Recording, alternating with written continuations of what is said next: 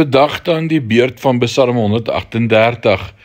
Ek is Rinus van Sandwyk van Sion Gemeente in Parys. Ek lees vir jou vanmôre uit Psalm 138 uit en die opskrif van hierdie gedeelte is: U sal u doel met my bereik. Elkeen van ons sê amen. Ek lees vir jou vers 3 vanmôre. Wanneer ek roep, antwoord u my.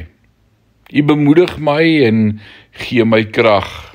Wat 'n wonderlike belofte vir elkeen van ons in hierdie dag.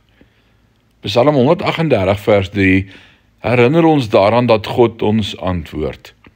Dit is duidelik dat sommige van ons baie ernstiger omstandighede het as ander en sommige het net 'n enorme moegheid. En so lees ons vandag. Hoor ons reguit van God in Psalm 138 vers 3. Op die dag toe ek geroep het u my geantwoord. U het my sielskrag vermeerder. En ek wil dit net vandag oor elkeen van julle bid. Oor elkeen van julle lewens, maak nie saak waarder julle nou loop nie.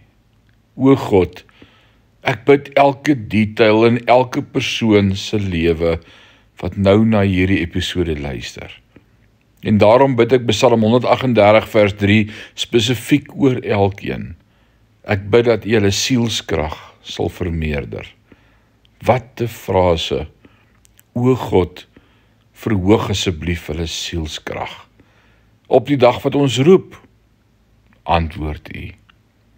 Vanmôre is die hart van hierdie Psalm, u antwoord altyd. En dis my gebed vir jou vandag. Dis die seën wat ek wil oor jou uitspreek. Mag jy in hierdie dag weet, God is met jou.